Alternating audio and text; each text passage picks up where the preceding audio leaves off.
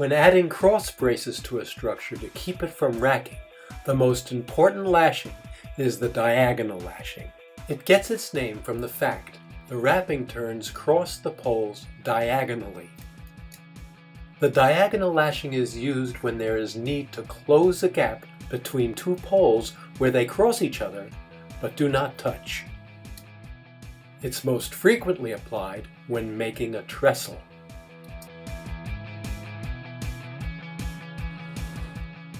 To begin what can be referred to as the traditional diagonal lashing, tie a timber hitch around both poles where they cross. Pull the timber hitch tight to spring the poles together and make 3 or 4 wrapping turns on the opposite diagonal. Keep the wraps parallel to one another and pull them tight.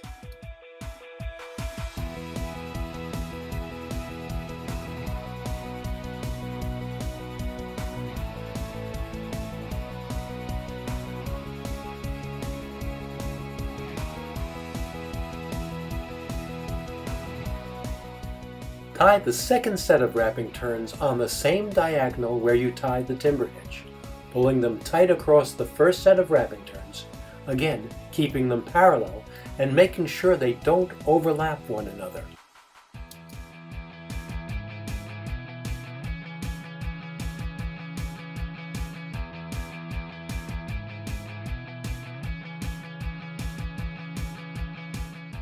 Take 2 or 3 frapping turns between the poles tightly around both sets of wraps.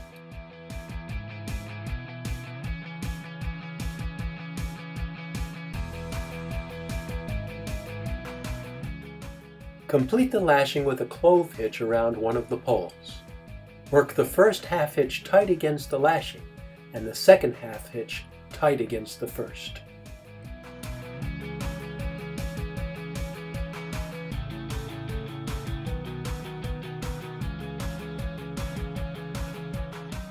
Once again, here are the basic steps. Start with the timber hitch around both poles. Take the first set of wrappings around the opposite diagonal. Take your second set of wrappings tightly across the first. Apply tight frapping turns between the poles. And finish with a clove hitch, locking it tight against the lashing. X braces are used frequently to add necessary stability to pioneering structures, and at the center of each is a lashing that springs the poles together, like the diagonal lashing.